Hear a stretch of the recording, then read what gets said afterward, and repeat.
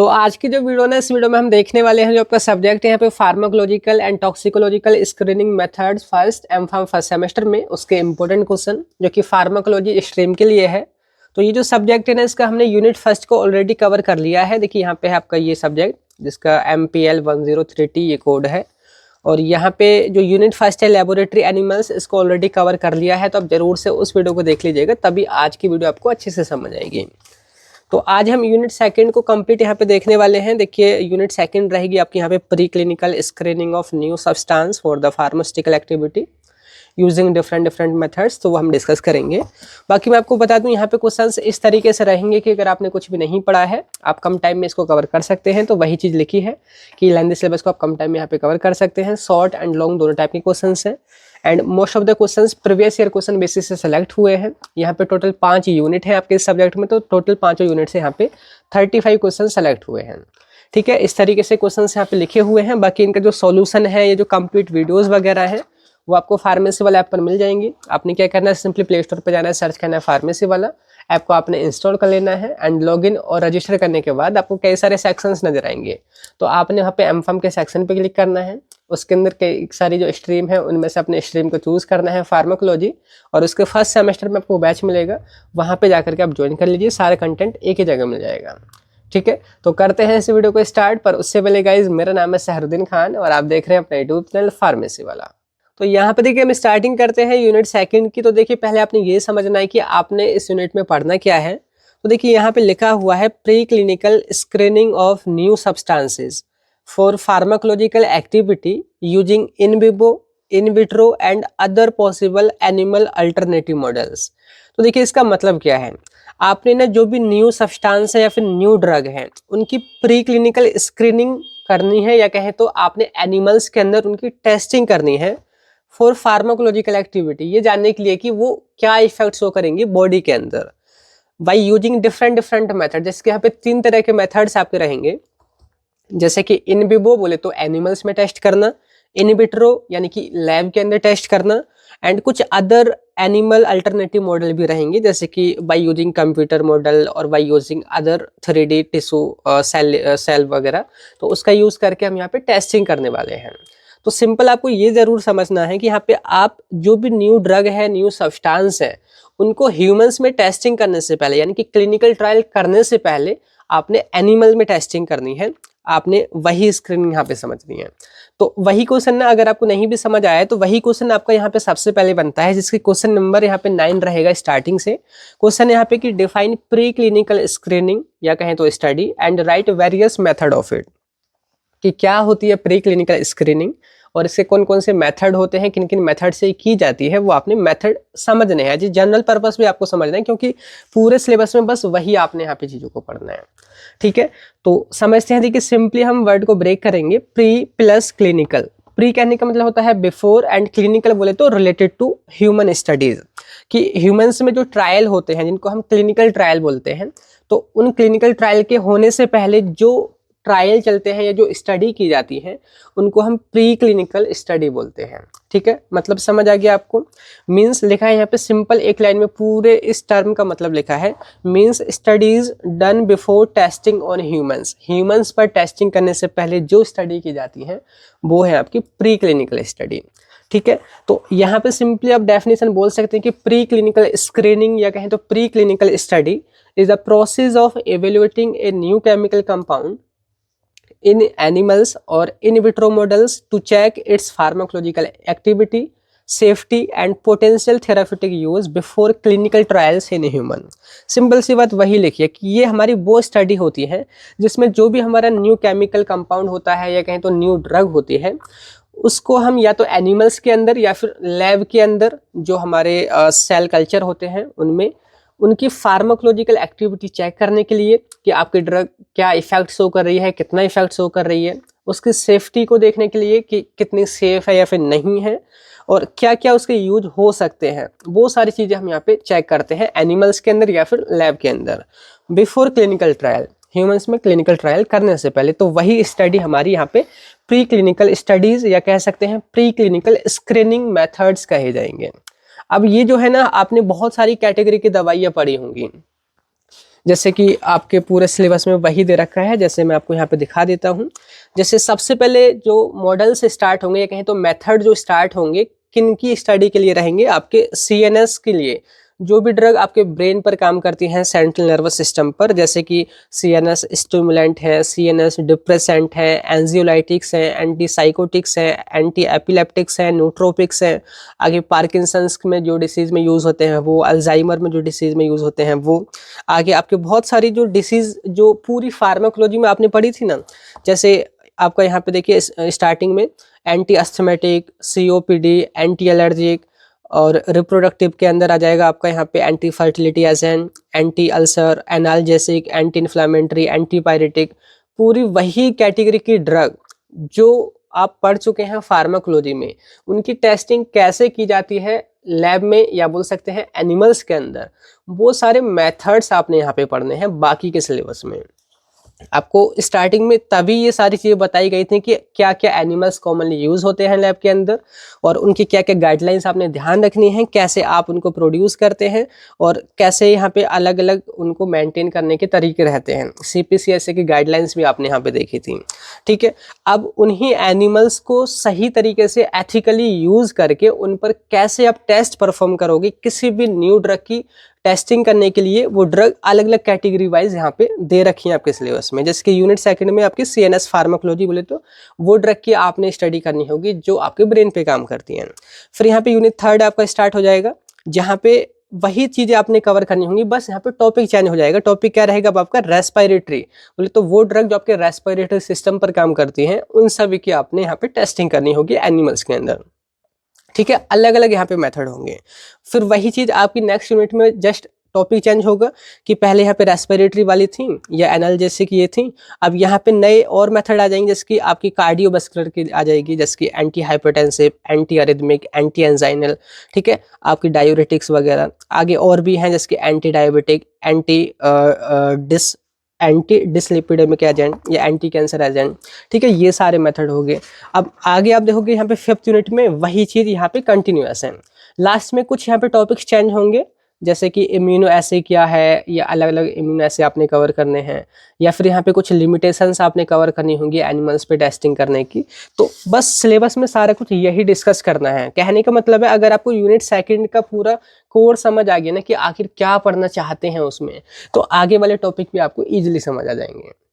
ठीक है, तो मैं इसी वजह से गौर करके इन चीज़ों को आपको पहले ही बता दे रहा हूँ, ताकि आपका कन्फ्यूजन पहले ही क्लियर हो जाए कि आप इस सब्जेक्ट में क्या पढ़ने जा रहे हैं आगे जो भी टॉपिक्स हैं। ठीक है, तो आपको ये डेफिनेशन तो समझ आ ही गई होगी। अब यही जो टेस्टिंग है जो हम बार बार हर एक यूनिट में टेस्टिंग करेंगे, यानी कि प्री क्लिनिकल स्टडी करेंगे, ये अलग अलग तरीकों से की जाती है। वो तरीके आप पहले ही याद रख लीजिए, जनरल पर्पज़ के लिए भी हैं। ठीक है, तो हेडिंग है आपकी methods of pre clinical screening, यानी कि एनिमल्स में जो टेस्टिंग की जाती है, या कह सकते हैं जो प्री क्लिनिकल जो ट्रायल किए जाते हैं ना, वो इन 3 तरीकों से होते हैं। तो यहाँ पे देखिए सबसे पहले जो मेथड है देखिए वो है यहाँ पे in vivo models. In vivo बोले तो लिविंग ऑर्गेनिज्म के अंदर, मॉडल कहने का मतलब होता है ऑब्जेक्ट जिसके ऊपर आप अपने ड्रग को टेस्ट कर रहे हैं। तो ये हमारे वो मॉडल रहेंगे जिसमें जो दवाई है ना वो एक जिंदे यानी कि लिविंग ऑर्गेनिज्म यानी कि एनिमल जो जिंदा रहेगा उसके अंदर इंट्रोड्यूस की जाएगी, और उसके अंदर इंट्रोड्यूस करने के बाद हम उसका एक्शन, मेटाबॉलिज्म, साइड इफेक्ट या एफिकेसी वगैरह को हम चेक करेंगे। यानी कि लिविंग ऑर्गेनिज्म जो हम टेस्टिंग करते हैं उनको हम इन विवो टेस्टिंग बोलते हैं। और मॉडल्स आप ध्यान रखना, देखिए मॉडल्स कहने का मतलब है यानी कि वो ऑब्जेक्ट जिसके ऊपर आप ड्रग की टेस्टिंग कर रहे हैं। यहाँ पे ये रैट, माइस कुछ भी हो सकता है, यानी कि एनिमल हो सकता है, या फिर कोई पर्टिकुलर टिश्यू हो सकता है, या रिसेप्टर भी हो सकता है, या फिर कोई कंप्यूटर वगैरह भी हो सकता है। कई बार टेस्टिंग कंप्यूटर के बेसिस पर भी की जाती है, तो वो हमारा मॉडल हो जाएगा, कंप्यूटेशनल मॉडल इस तरीके से। ठीक है, अभी हम बारी बारी से सभी को देखेंगे। तो सिंपल यहाँ पे देखिए हेडिंग है, इसकी डेफिनेशन है कि in vivo studies involve testing a substance inside a living organism to observe its overall effect on the body. कि वो मॉडल्स, वो तरीके जिसमें जो दवाई है एक लिविंग ऑर्गेनिज्म के अंदर इंट्रोड्यूस की जाती है और हम उसके ओवरऑल इफेक्ट को यहाँ पे स्टडी करते हैं। लिखा है they help to study the drugs action, metabolism and toxicity. इन मॉडल्स की मदद से हम ड्रग के एक्शन को पता कर सकते हैं कि वो किस तरीके से काम कर सकती है, यानी कि फार्माकोडायनेमिक्स, साथ के साथ फार्माकोकाइनेटिक्स, एडीएमई भी हम इसकी अच्छे से यहाँ पे पता कर सकते हैं, यानी कि मेटाबॉलिज्म, टॉक्सिसिटी वगैरह, डिस्ट्रीब्यूशन वगैरह, वो सारी चीज़ें। ठीक है। यहाँ पे जो कॉमन जो एग्जाम्पल रहेंगे जो यहाँ पे एनिमल्स यूज किए जाते हैं, जैसे कि माइस हैं, रैट्स हैं, रैबिट हैं, डॉग्स हैं, मंकीज़ हैं, जिनके बारे में हम यूनिट फर्स्ट में ऑलरेडी अच्छे से पढ़ चुके हैं। तो मैंने यहाँ पे इमेजेस लगा रखी हैं, ये हमारे इन विवो मॉडल्स कहे जाएंगे। ठीक है, जैसे कि आप यहाँ पे देख ही रहे हैं। अब इसके बाद देखिए जो दूसरे जो तरीके हैं मतलब कि प्री क्लिनिकल स्क्रीनिंग करने के, वो है यहाँ पे in vitro models. In vitro कहने का मतलब है आउटसाइड द बॉडी, कि यहाँ पे जो ड्रग की टेस्टिंग जो होती है वो बॉडी के बाहर की जाती है। जैसे कि अभी आप एनिमल्स में इंट्रोड्यूस कर रहे थे इन विवो मॉडल्स के अंदर, अब एनिमल्स के अंदर दवाई इंट्रोड्यूस ना करके एनिमल का कोई पर्टिकुलर सेल या टिश्यू या कोई एंजाइम वगैरह आप आइसोलेट कर लोगे, अलग कर लोगे, और उसको आप लैब के अंदर किसी स्लाइड में या कल्चर वगैरह में आप उसको ग्रो करके आप उसके ऊपर टेस्टिंग करोगे, तो वो आपके इन विट्रो मॉडल्स कहे जाएंगे। ठीक है, तो यहाँ पे सिंपल लिखा है कि in vitro studies are done outside the body using isolated cells, tissues और एंजाइम, कि जो भी पर्टिकुलर एंजाइम या सेल या टिश्यू जिस पर आप चाहते हैं कि आपकी ड्रग का टारगेट है वो आप अलग कर लोगे और उनकी टेस्टिंग यहाँ पे करोगे। ठीक है, इससे आप क्या क्या पता कर सकते हैं, लिखा है कि they help to study the mechanism of action. आप इससे मैकेनिज्म ऑफ एक्शन समझ सकते हैं कि आपकी ड्रग कैसे काम करेगी, और most important molecular interaction of drug, कि आपकी जो ड्रग है वो पर्टिकुलर रिसेप्टर से जाकर के बाइंड होगी या नहीं होगी। ये सारी चीज़ें यानी कि एफिनिटी वगैरह, या बोल सकते हैं यहाँ पे रिसेप्टर का ड्रग से बाइंड होना, इंट्रैक्शन वगैरह, वो सारी चीज़ें आप इस मेथड से समझ पाओगे। ठीक है, यहाँ पे सेफ्टी वगैरह या एफिकेसी वगैरह वो ज़्यादा हद तक आपको पता नहीं चलेंगे, वो आपको यहीं पे इन विवो मेथड से ही पता चल पाएंगे। ठीक है, तो इस तरीके से यहाँ पे आप देख सकते हैं जो भी पर्टिकुलर सेल या टिश्यूज होते हैं उनको हम अलग करके इस तरीके से ग्रो करते हैं, उनके ऊपर अपनी ड्रग की टेस्टिंग करते हैं। तो ये आपके इन विट्रो मॉडल्स हो गए। अब तीसरे यहाँ पे जो मॉडल्स या मेथड रहेंगे, देखिए लिखा है एनिमल अल्टरनेटिव मॉडल, यानी कि वो मॉडल या वो मेथड जो एनिमल को रिप्लेस करके यहाँ पे हमने अभी डेवलप करे हैं। ये हमारी न्यू मेथड्स हैं। लिखा है यूज टू रिड्यूस और replace animal use and study drugs ethically, कि इन मेथड्स में हम एनिमल्स को पूरी तरीके से रिप्लेस कर देते हैं या रिड्यूस कर देते हैं उनके नंबर को, ताकि हम एथिकली ड्रग्स की स्टडी कर सकें। ये आपके नए नए तरीके हैं, जैसे कि आप यहाँ पे देखोगे एग्जाम्पल के तौर पे, जैसे कि टिश्यू इंजीनियरिंग। आप इसमें क्या करते हैं, आर्टिफिशियल टिश्यू या ऑर्गन बनाते हैं, जैसे ह्यूमंस के अंदर या एनिमल्स के अंदर होते हैं। तो टिश्यू इंजीनियरिंग पर ये इसमें ज़्यादा खर्चा आता है, ये भी चीज़ है। ठीक है, आगे यहाँ पे इन सिलिको या बोल सकते हैं कंप्यूटेशनल मॉडल, कि यहाँ पे जो है पर्टिकुलर सॉफ्टवेयर होते हैं कंप्यूटर में, वो चलते हैं। आप एक्सपेरिमेंट वगैरह करने के लिए जो भी ड्रग वगैरह है उनके अकॉर्डिंग जो सॉफ्टवेयर होते हैं आप उसकी मदद से यहाँ पे टेस्टिंग करते हैं। इसको हम कंप्यूटर बेस्ड टेस्टिंग बोलते हैं। आगे हम इनको डिस्कस करेंगे। अभी आप सोच रहे हो कि भाई कंप्यूटर से कैसे टेस्टिंग होगी, तो ये सॉफ्टवेयर की मदद से होती है। ठीक है, आगे यहाँ पे ह्यूमन सेल मॉडल, कि यहाँ पे हम ह्यूमन से डेराइव जो सेल होते हैं उनको ग्रो करते हैं कल्चर मीडिया में और फिर उन पर टेस्टिंग करते हैं। नेक्स्ट यहाँ पे ऑर्गन ऑन चिप, जैसे कि ह्यूमन ऑर्गन्स होते हैं ना, तो उनकी ही कॉपी करके चिप टाइप ऑर्गन्स बनाए जाते हैं। जैसे कि मैं आपको यहाँ पे कुछ इमेज दिखा देता हूँ। जैसे कि नया मेथड है, जैसे कि ये आप देख रहे हो यहाँ पे ब्लू और ये रेड कलर में ये ब्लड वेसल्स को यहाँ पे दिखाया गया है, जो कि रियल ह्यूमन जो ऑर्गन्स होते हैं उनको कॉपी करते हैं, जैसे कि लंग्स ऑन चिप या हार्ट ऑन चिप। तो यहाँ पे लंग्स की जो सेल वगैरह है उनको यहाँ पे लगाया जाता है और ये एक रियल ऑर्गन की तरह एक उसकी कॉपी करती है। तो आप यहाँ पे इनका भी यूज़ करके ड्रग वगैरह की टेस्टिंग करते हैं। इसको हम बोलते हैं ऑर्गन ऑन चिप, यानी कि एक स्मॉल डिवाइस होता है जहाँ पे वो एक ह्यूमन ऑर्गन की तरह बिहेव करता है।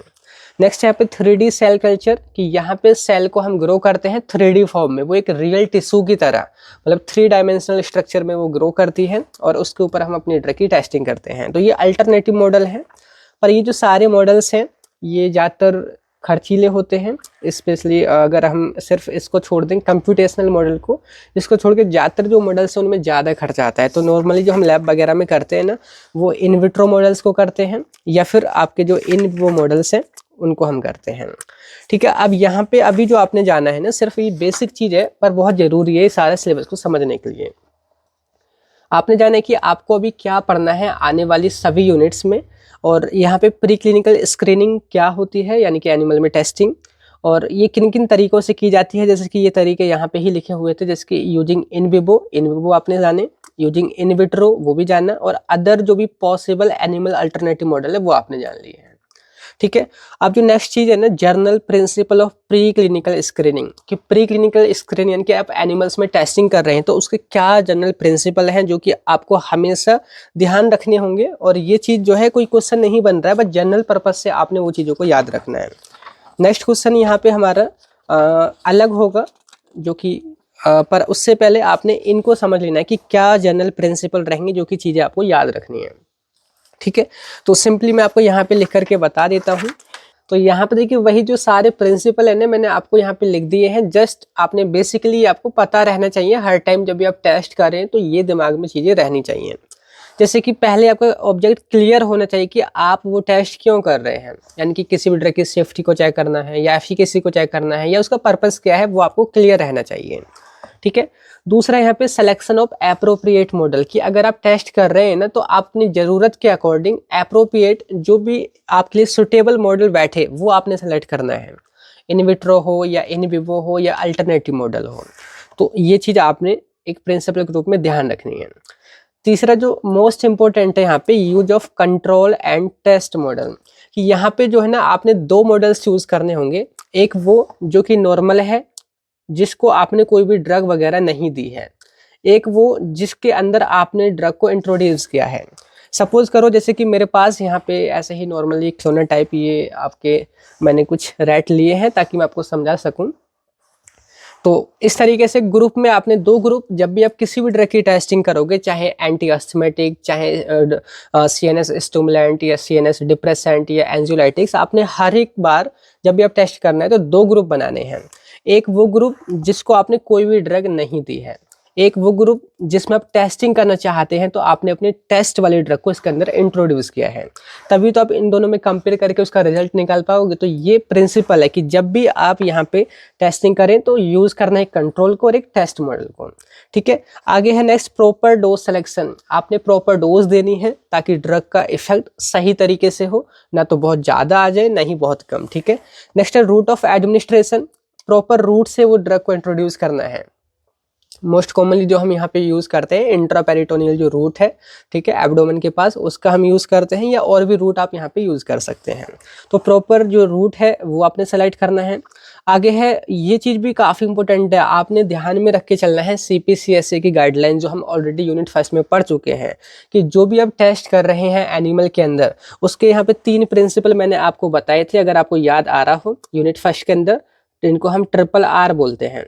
पहला है प्रिंसिपल की रिड्यूस, पहला प्रिंसिपल है रिप्लेस, कि हो सके अगर आपसे तो आप एनिमल मॉडल को रिप्लेस कीजिए किसी अल्टरनेटिव मॉडल से। अगर उससे आपका काम चल जा रहा है तो आप उसको रिप्लेस कर दीजिए। दूसरा है यहाँ पे रिड्यूस, कि अगर आपको, जैसे हमने यहाँ पे 2 ग्रुप बनाए तो 2 ग्रुप में केवल 2 नहीं यूज करते, एटलीस्ट 4 ग्रुप, 4 एटलीस्ट होने चाहिए एक ग्रुप में, ताकि आपका रिजल्ट रिलायबल हो। 4 ऐसे रहेंगे कंट्रोल वाले जिसमें आपने ड्रग नहीं दी है, 4 ऐसे रहेंगे एनिमल जिसमें आप ड्रग इंट्रोड्यूस कर रहे हैं।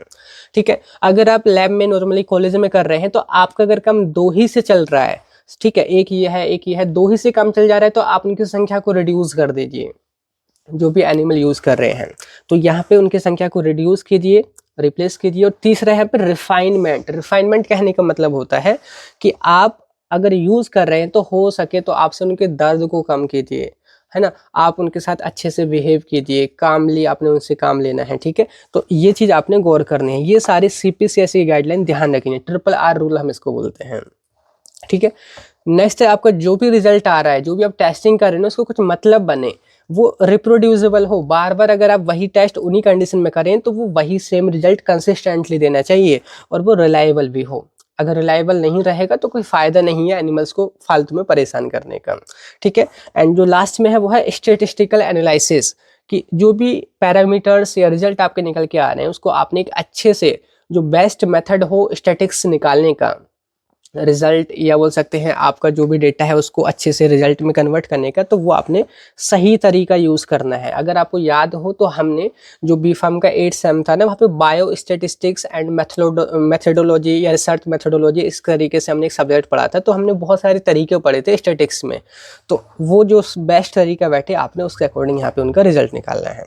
तो ये चीज़ ना आप जस्ट ये नहीं कि एग्जाम में आएगा तभी, ये आपने इस तरीके से भी याद रखनी है कि आप एज ए M.Pharm स्टूडेंट ये चीज़ें गौर करके चलें अगर आप स्क्रीनिंग में आप कोई भी टेस्टिंग या बोले तो एनिमल पे कोई भी टेस्ट परफॉर्म कर रहे हैं लैब के अंदर। ठीक है, आपका ऑब्जेक्टिव क्लियर हो, आपने सही मॉडल यूज़ करना है, एक कंट्रोल और एक टेस्ट मॉडल इस तरीके से ग्रुप में यूज़ करना है, प्रॉपर डोज को सेलेक्ट करना है, सही तरीके से ड्रग को इंट्रोड्यूस करना है, CPCSE की जो गाइडलाइंस है स्पेशली जो 3R प्रिंसिपल रूल है वो ध्यान रखना है, जो भी रिजल्ट आ रहा है वो रिप्रोड्यूसिबल और रिलायबल हो ये चीज़ ध्यान रखनी हो, लास्ट में सही तरीका यूज़ करना है कैलकुलेशन के लिए। तो ये हो गया आपकी जनरल प्रिंसिपल। तो यहाँ पर देखिए अभी तक जो भी चीज़ें आपने पढ़ी थी या जो भी क्वेश्चन सॉल्व कर रहे हैं ना वो हर एक यूनिट के यहाँ पे कॉमन थे। जैसे आगे जो भी टॉपिक्स आएंगे CNS फार्माकोलॉजी यूनिट 2 में ही वो चीज़ें उन सभी के लिए भी कॉमन थी। आगे रहेंगे जैसे कि यूनिट 3 में जो भी टॉपिक्स तो उनमें भी कॉमन रहेंगे कि भाई कौन कौन से तरीके हैं, कौन कौन से जनरल प्रिंसिपल है, वही चीज़ हम देख रहे हैं यूनिट 4 में भी और आने वाली यूनिट 5 में भी। अब यहाँ पे जो आपका एक नया टॉपिक स्टार्ट होता है बोले तो एक कैटेगरी स्टार्ट होती है ड्रग की, वो है CNS फार्माकोलॉजी। मतलब उन ड्रग की टेस्टिंग आपने करनी है जो आपके CNS पर काम करने वाली हैं। अब उनके लिए अलग अलग मॉडल्स रहेंगे और वो अलग अलग कैटेगरी के वाइज रहेंगे। जैसे कि इसमें आप पहले तो बिहेवियरल और मसल कोऑर्डिनेशन के बारे में पढ़ोगे, अभी मैं आपको वो चीज़ें समझाऊंगा। फिर यहाँ पे आपकी एक्चुअल कैटेगरी स्टार्ट होती है ड्रग की, जैसे कि CNS स्टिमुलेंट, उनकी टेस्टिंग कैसे की जाती है एनिमल मॉडल के अंदर या इन विट्रो मॉडल के अंदर, वो चीज़ें आपने बतानी है। ऐसे ही जो डिप्रेसेंट होती हैं CNS डिप्रेसेंट या एंटी एंजाइटी जिनको हम एंजियोलाइटिक्स भी बोलते हैं, एंटी साइकोटिक्स, एपिलेप्टिक्स या एंटी एपिलेप्टिक्स, नूट्रोपिक्स, या फिर वो जो ड्रग जो आपकी न्यूरो डिजेनरेटिव डिसीज जैसे आपके पार्किंसंस डिसीज, अल्जाइमर डिसीज या मल्टीपल स्क्लेरोसिस, इन जैसी बीमारियों में जो भी दवाइयाँ यूज़ होती हैं वो स्पेशली आपके ब्रेन पर ही तो काम करती हैं, CNS पर काम करती हैं। तो वो कैसे आपके ब्रेन पर काम करती हैं, उनका मोड ऑफ एक्शन समझना या उनकी बोल सकते हैं एनिमल में टेस्टिंग करना, वो किन किन मेथड से होगी वो चीज़ें अब आपने समझनी है। ठीक है, अब पहले जो हमारे क्वेश्चन बन रहा है वो यहाँ से बन रहा है कि बिहेवियरल और मसल कोऑर्डिनेशन का क्या मतलब है। तो क्वेश्चन यहाँ पे रहेगा, देखिए क्वेश्चन नंबर 10 कि define behavioural and muscle coordination studies and enlist test for them, कि ये स्टडी क्या होती है और उनके लिए कौन कौन से टेस्ट होते हैं वो आपने जस्ट एनलिस्ट करने हैं, उनके नेम लिखने हैं, जो कि शॉर्ट में 2 नंबर में आ जाता है। तो सिंपल से देखिए यहाँ पे हेडिंग है, पहले मैं आपको सिंपल पढ़कर बता देता हूँ फिर इनका मतलब भी बताऊंगा।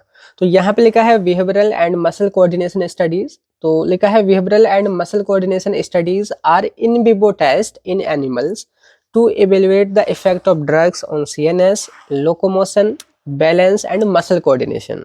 तो ये ना हमारी वो स्टडी होती हैं जो कि इन विवो मॉडल्स में की जाती है, इनके एनिमल्स में की जाती हैं। किस लिए?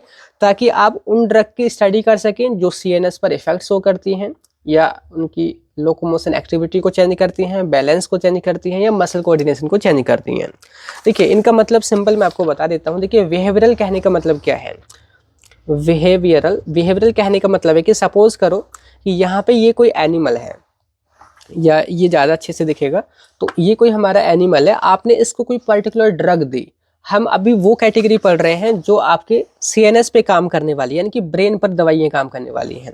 तो सपोज करो कोई भी आपने इसको ड्रग दी, जैसे कि आपका CNS स्टिमुलेंट या एंटी एंजाइटी ड्रग या एंटी एपिलेप्टिक ड्रग, तो इसके बिहेवियर पे क्या अफेक्ट पड़ेगा? ये जो आपका रैट है ये इसके अंदर डर पैदा होगा, यानी कि इसको फियर महसूस होगा या नहीं, ये एंजाइटी में रहेगा या फिर नहीं, ये इसको सैडेशन होगी या नहीं, ये स्टिमुलेट या बोले तो एक्साइटेड होगा या नहीं, बोले तो उसके बिहेवियर में जो भी चेंजेस आ रहे हैं ना वो जो है आपके क्या कही जाएंगी? बिहेवियरल स्टडीज कही जाएंगी।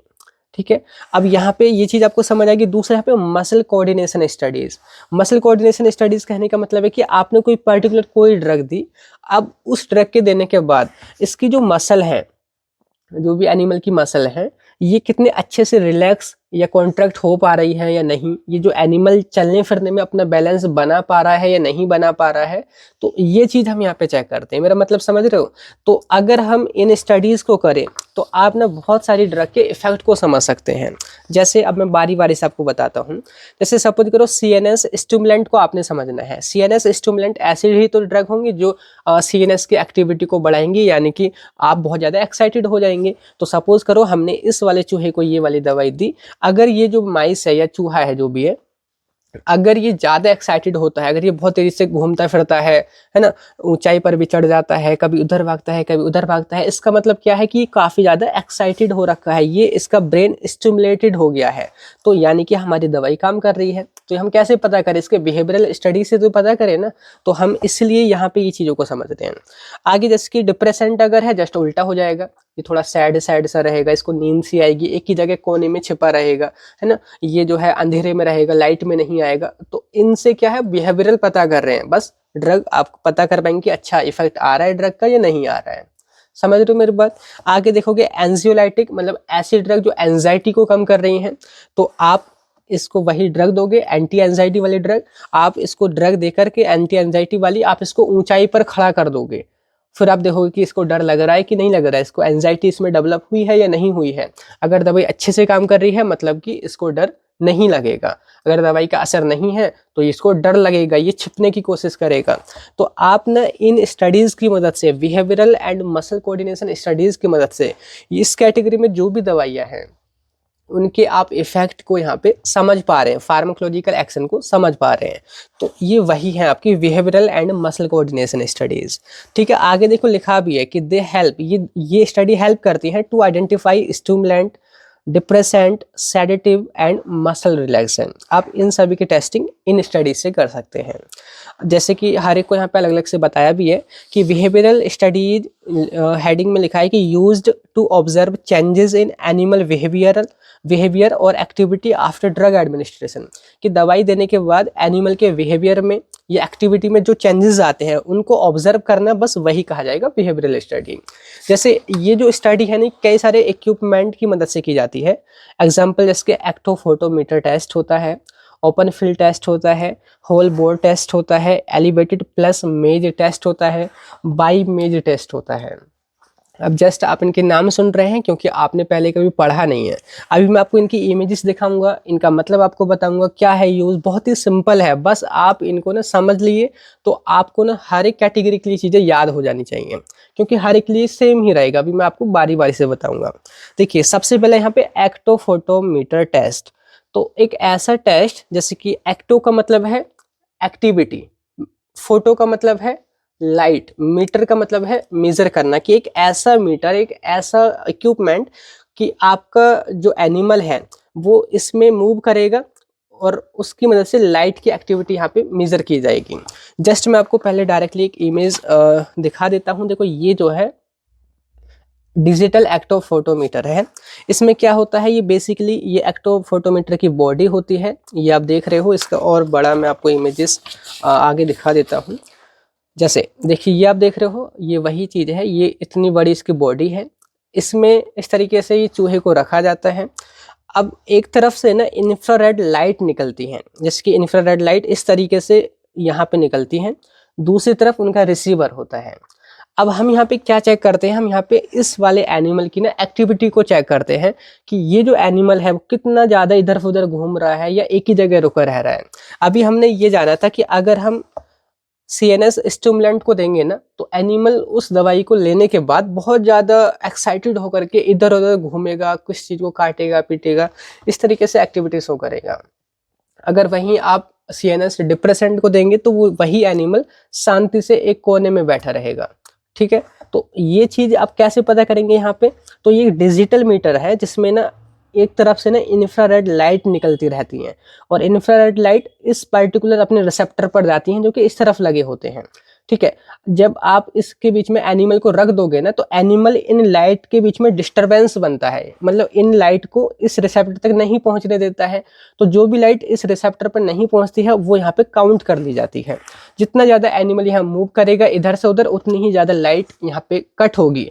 बस कितनी ज़्यादा लाइट कट हो रही है उसको हम टेस्ट वाले को कंट्रोल से कंपेयर कर लेते हैं और हम यहाँ पे पता कर लेते हैं कि हमारी ड्रग का इफेक्ट आ रहा है या नहीं आ रहा है। अब ये चीज़ आपने बस थ्योरेटिकल समझी है।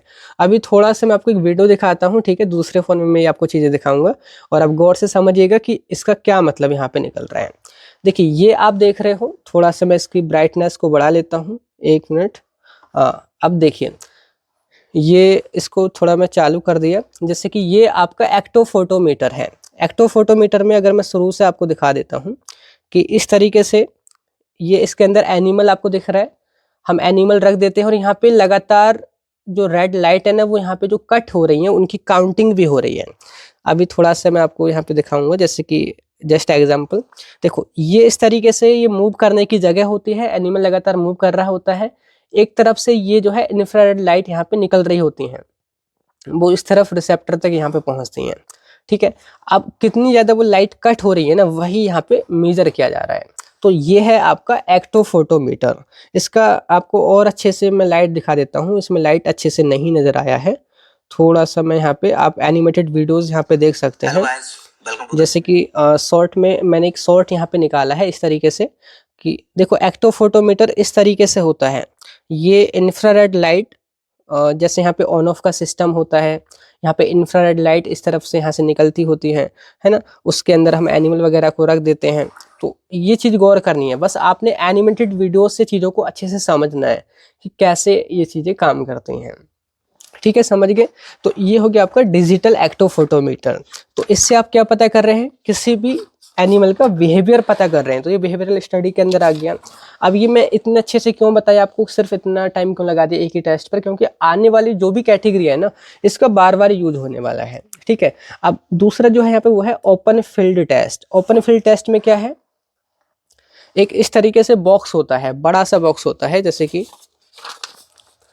इस तरीके से ये बॉक्स होता है, लकड़ी का ये बना होता है, और इसमें इस तरीके से यहाँ पे ये अलग अलग सेक्शंस से बने होते हैं, ठीक है, इस तरीके से सेक्शंस बने होते हैं। और इसको ये जैसे कि इतनी ऊंची ऊंची, जैसे कि सपोज करो इतना ऊंचा, ये लकड़ी से चारों तरफ घिरा होता है, ठीक है। अब इसके अंदर हम इस अपने एनिमल को रख देते हैं। अगर एनिमल को ऐसी ड्रग दी है जो इसको स्टिमुलेट करेगी, तो एनिमल एक जगह नहीं रुका बैठेगा, वो चारों तरफ इसमें घूमता रहेगा। वो किस सेक्शन में ज़्यादा रुक रहा है, अगर वो देखिए बीच में ज़्यादा रुक रहा है, इसका मतलब वो ज़्यादा स्टिमुलेटेड है। और जो डिप्रेस रहेगा ना, वो कोनों में छिपेगा, वो साइड में दीवार से चिपका रहेगा, एक ही जगह रुका रहेगा। तो आप इससे भी यहाँ पे बिहेवियरल स्टडी यहाँ पे कर पाएंगे, ठीक है। ये भी यहाँ पे वही दिखाया गया है दूसरा। अब यहाँ पे तीसरा आप देखोगे वो है hole board test. Hole board test की देखिए इमेज मैंने यहाँ लगा रखी है। इसमें भी हम अपने एनिमल को इस तरीके से रख देंगे होल बोर्ड में। तो इसमें आप छेद देख रहे हो, इसका नाम ही यहाँ से पड़ा है कि होल बोर्ड टेस्ट, कि यहाँ पे बोर्ड में होल हो रखे हैं यहाँ पे। तो जो एनिमल एक्साइटेड होगा ना, जो स्टिमुलेटेड रहेगा जिसका ब्रेन, उसके अंदर एक तरीके से बोलते हैं ना कि जो ज़्यादा एक्टिव रहता है उसके अंदर एक चुल रहती है कुछ ना कुछ किसी को परेशान करने की, है ना। मैं जस्ट एक टर्म यूज़ कर दी है आपको समझाने के लिए।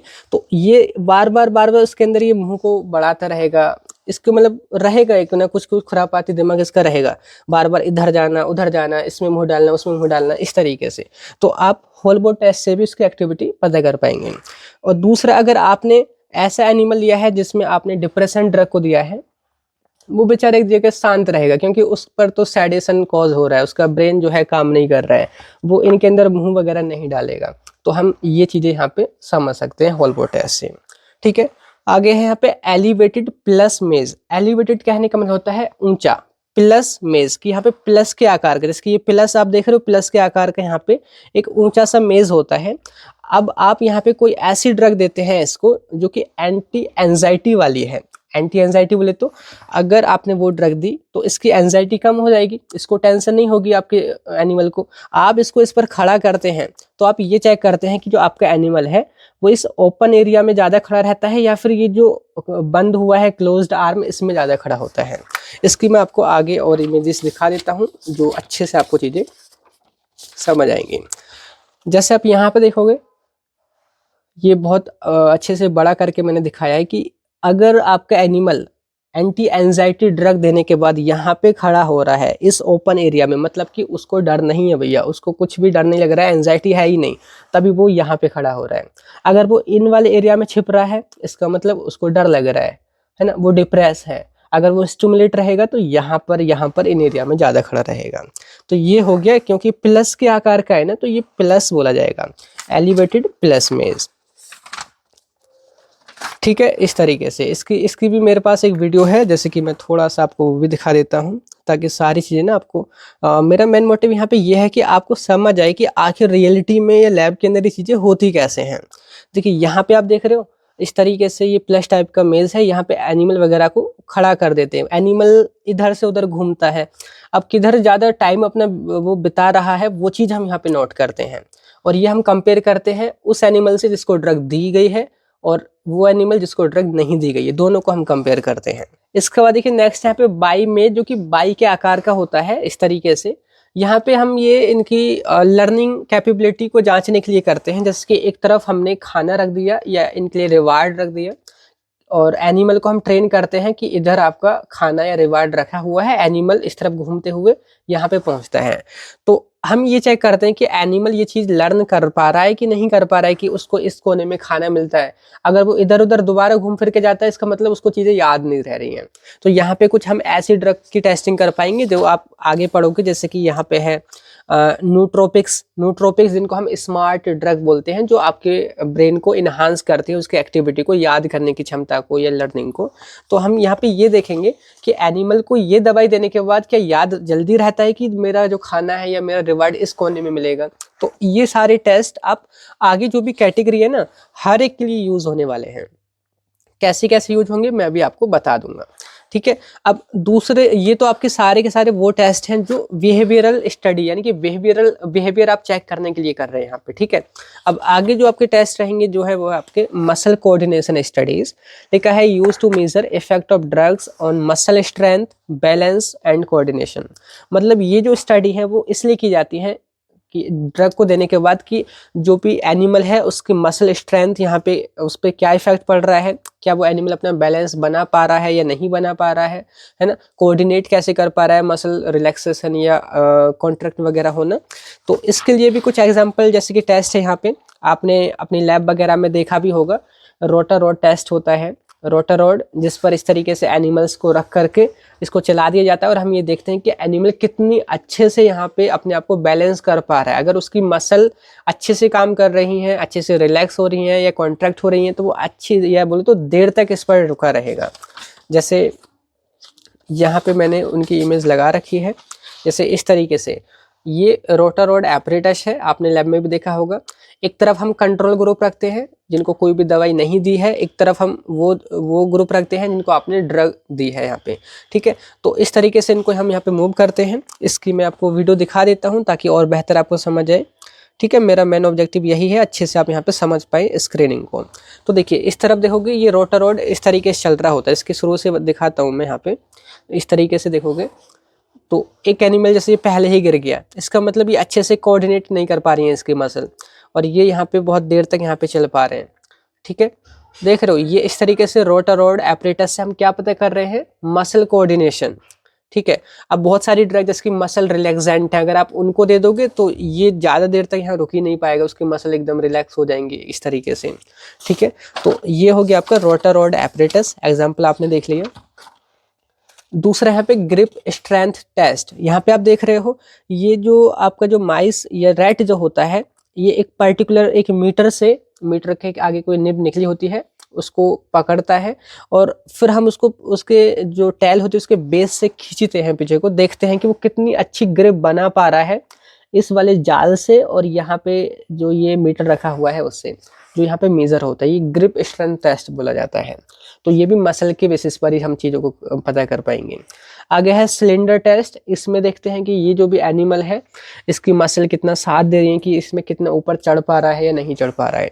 तो अभी जो आपने देखे ना ये behavioural and muscle coordination test देखे हैं, जो सीएनएस में जो भी ड्रग काम करती हैं सीएनएस के ऊपर, उनकी स्टडी के लिए बहुत ज़रूरी होते हैं, ठीक है। अब ये चीज़ आपको समझ आ गई अच्छे से।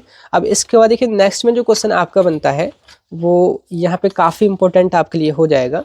देखिए लिखा है यहाँ पे what is actophotometer and rotarod apparatus and write their use. ये अलग से ना 2 नंबर में आ जाता है, मैंने इसलिए लिखा है। तो एक्टोफोटोमीटर क्या है, कैसे काम करता है, और साथ के साथ रोटारोड एपरेटस क्या है, कैसे काम करता है, यूज क्या है, वो आपने शॉर्ट में बताना है। तो सिंपली देखिए यहाँ पे हम बात करते हैं एक्टोफोटोमीटर की पहले, और वर्ड को आपने ब्रेक करना है। एक्टो प्लस फोटोमीटर, एक्टो का मतलब होता है एक्टिविटी या कहें तो मूवमेंट, एंड फोटोमीटर बोले तो लाइट मेजरिंग डिवाइस, मतलब एक ऐसा डिवाइस जो कि लाइट को मेजर करके या लाइट इंटरप्शन को मेजर करके किसी भी एनिमल की जो एक्टिविटी है, मूवमेंट है, उसको ये पता लगाता है, ठीक है, तो डेफिनेशन आप लिख ही सकते हैं कि actophotometer is a device used to measure natural movement और locomotor activity of animals by detecting interruptions in light beam. कि लाइट बीम के जो भी इंटरप्शंस हैं उनको मेजर करके किसी भी एनिमल की लोकोमोटर एक्टिविटी को पता लगाने वाला इंस्ट्रूमेंट आपका एक्टोफोटोमीटर कहा जाता है। मैंने ये चीज़ आपको पहले ही सारी चीज़ें समझा दी, बस थोड़े से पार्ट में आपको यहाँ पे बता देता हूँ। देखिए ये जो है आपकी डिजिटल डिस्प्ले है, यहाँ पे आपको पता चलता है कि कितने बार इंटरप्शन हुआ है, वो यहाँ पे काउंट करके आ जाता है।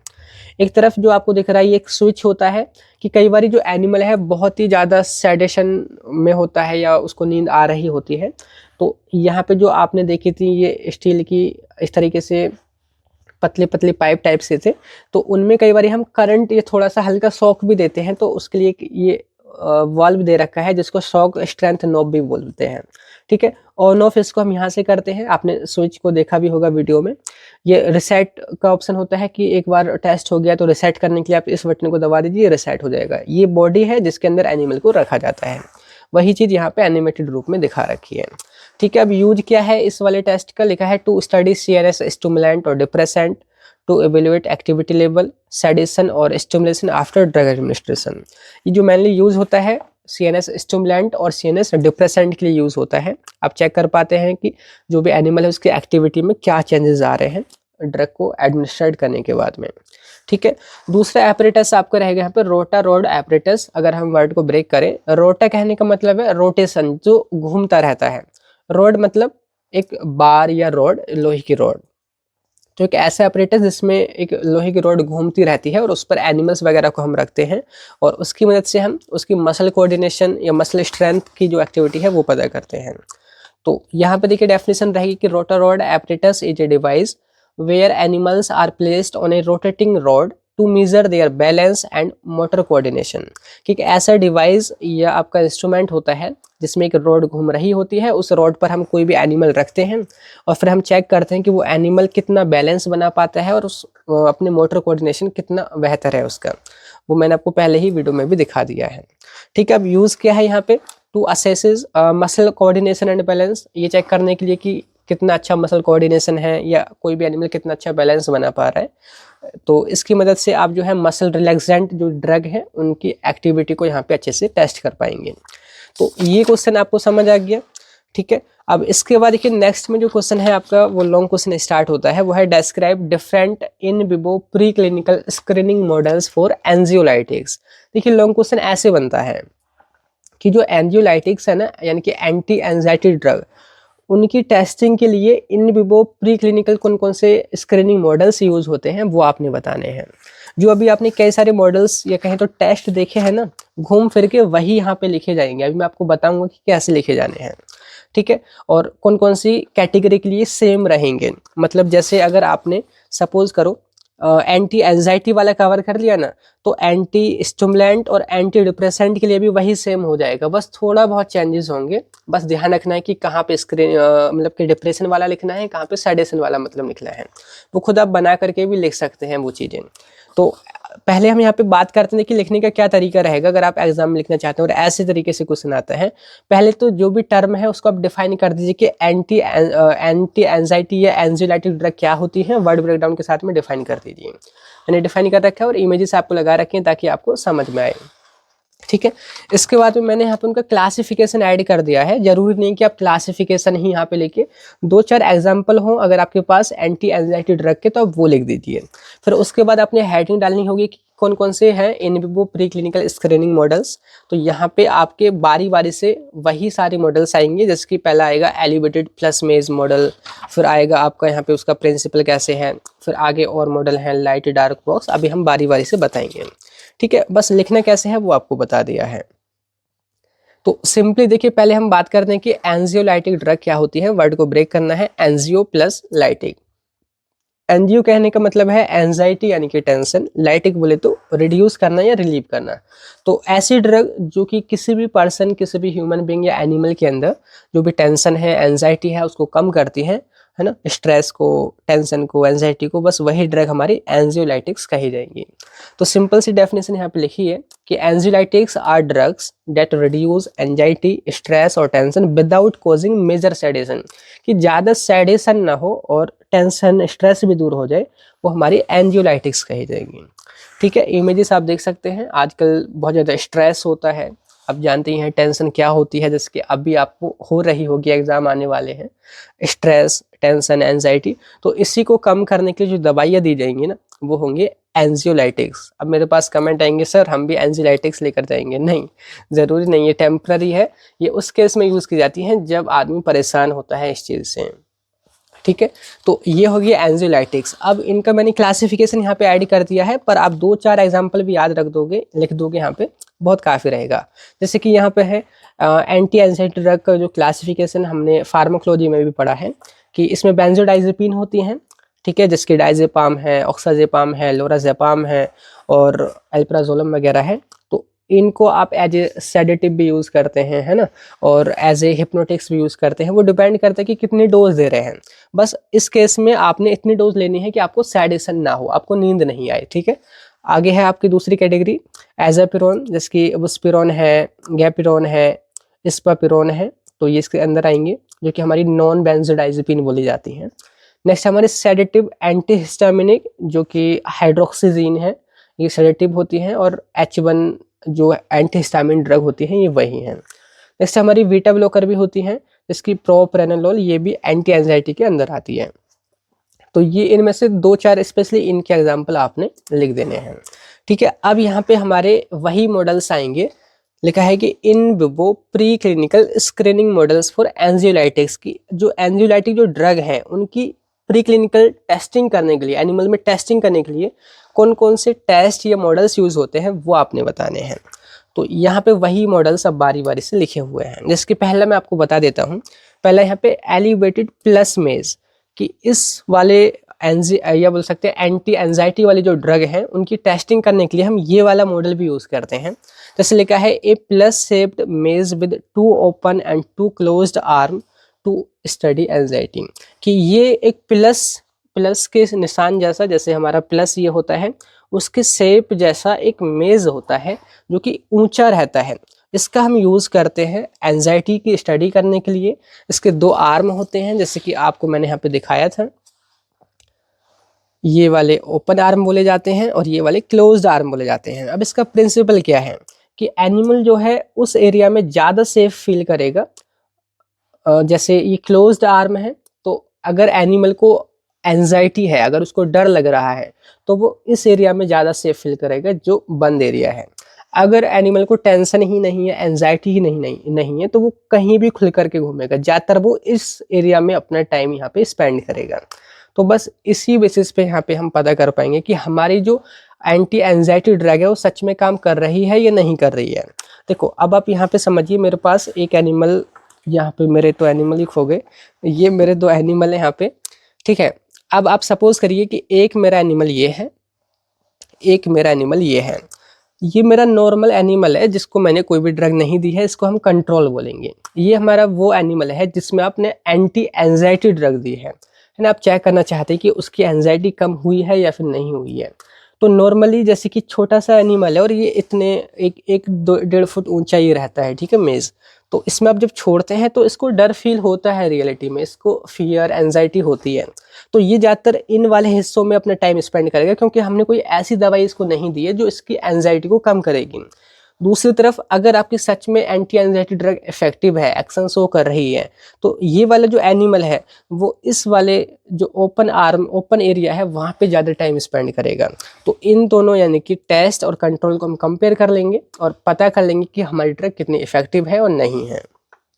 समझे, ये है हमारा एलिवेटेड प्लस मेज, ये आपका एक मॉडल हो गया। ऐसे ही अलग अलग जो टेस्ट होंगे ना, उन्हीं को हम मॉडल बोलते हैं। देखिए प्रिंसिपल लिखा है कि animals feel safer in closed arm, जो क्लोज्ड आर्म होती है ना एनिमल, वहाँ पे नेचुरली अपने आप को सेफ फील करते हैं। पर अगर आपने एंटी एंजाइटी ड्रग दे दी तो वो यहाँ खुले एरिया में भी अच्छे से रहेंगे। तो लिखा है ड्रग इफेक्ट, ड्रग का इफेक्ट क्या आता है कि anxiolytic make animal spend more time in open arms and explore them more, कि एंटी एंजाइटी जो ड्रग है एनिमल्स को और ज़्यादा टाइम स्पेंड करने में मदद करती है इन ओपन आर्म में। ठीक है, इससे इसके बेसिस पे हम यहाँ पे उनमें कंपेयर करके पता कर लेंगे। अब दूसरे यहाँ पे एक और टेस्ट है, देखिए ये मैं आपको बता देता हूँ, वो है लाइट डार्क बॉक्स टेस्ट। इसमें दो बॉक्स होते हैं, एक तरफ लाइट रहती है, एक तरफ डार्क एरिया रहता है। नेचुरली जो आपके एनिमल जो होते हैं ना, ये माइस या रैट वगैरह, वो डार्क एरिया में रहना ज़्यादा प्रेफर करते हैं, लाइट एरिया में वो कम रहते हैं। तो अगर आपने उनको एंटी एंजाइटी ड्रग दे दी तो वो डार्क एरिया में रह करके ज़्यादा से ज़्यादा खुले में अच्छे से लाइट एरिया में घूमेंगे। देखो जैसे कि मैं आपको यहाँ पे इमेज दिखा देता हूँ। जैसे आप देखोगे यहाँ पे एक डार्क एरिया है जहाँ अंधेरा है, एक ब्राइट या लाइट साइड है जहाँ पे काफ़ी उजाला है। नेचुरली जो भी एनिमल होते हैं उनके अंदर जब आप उनको रखते हो तो वो थोड़े अपने आप को टेंशन में फील करते हैं, तो वो इस अंधेरे वाले एरिया की तरफ ही भागते हैं, डार्क एरिया की तरफ। पर अगर आपने एंटी एंजाइटी ड्रग दे दी तो वो जो एनिमल है खुले में आराम से लाइट वाली जो एरिया है उसमें रहेगा। तो बस ऐसे ही इन दोनों को यहाँ पे आप कंपेयर कर लोगे। जैसे हमारा ये वो एनिमल है जिसको आपने ड्रग दी है, ये वो एनिमल है जो जिसको ड्रग नहीं दी है, तो ये इस वाले एरिया में ज़्यादा रहेगा, ये इस वाले एरिया में ज़्यादा रहेगा। बस कितना ज़्यादा टाइम यहाँ पे इन्होंने स्पेंड किया है उस बेसिस पे हम इनमें कंपेयर कर लेंगे। ठीक है, तो यहाँ पे आप देखोगे लिखा है कि 2 connected areas, 1 bright 1 dark to study anxiety, कि इसमें 2 कनेक्टेड एरिया होते हैं, एक ब्राइट एरिया एक डार्क एरिया, किसके लिए? एंजाइटी को स्टडी करने के लिए। अब इसका प्रिंसिपल क्या कहता है, यहाँ पे एक लाइन में लिखा है कि animals feel safer in dark area. Naturally animal dark area में सेफ फील करते हैं, पर अगर आपने एंटी एंजाइटी ड्रग दे दी तो वो लाइट एरिया में भी ज़्यादा टाइम स्पेंड करेंगे। तो ड्रग का इफेक्ट भी वही लिखा है कि एंजियोलाइटिक जो ड्रग होती है वो टाइम इंक्रीज कर देती है ब्राइट एरिया वाला, यानी कि ब्राइट एरिया में वो ज़्यादा देर तक रह पाएगा, मूवमेंट हर जगह वो कर पाएगा। तो इस तरीके से यहाँ पे और भी ये आपका दूसरा मॉडल हो गया, इन्हीं को हम मॉडल बोलते जाते हैं। ठीक है, आगे आपके और भी टेस्ट आएंगे जिसके ओपन फील्ड टेस्ट है, जैसे ओपन फील्ड में हम रखेंगे। आगे आपका और भी सोशल इंटरेक्शन टेस्ट है, आगे आपके यहाँ पे वोगल कॉन्फ्लिक्ट टेस्ट है। ठीक है, करंट वगैरह हम देते हैं। तो ये सारा जो आगे के आपको वीडियोस या कंप्लीट वीडियो है, नोट्स पीडीएफ वगैरह जो भी है, सारा सॉल्यूशन आपको फार्मेसी वाला ऐप पर मिल जाएगा। आपने जो है हमारी ऐप में जाकर के ज्वाइन कर लेना है। किस तरीके से ज्वाइन करना है मैंने आपको शुरू में ही बता दिया था। तो यही है आज की इस वीडियो में, बाकी हम फिर मिलते हैं किसी नेक्स्ट वीडियो में। तब तक के लिए bye bye, thank you, have a nice day.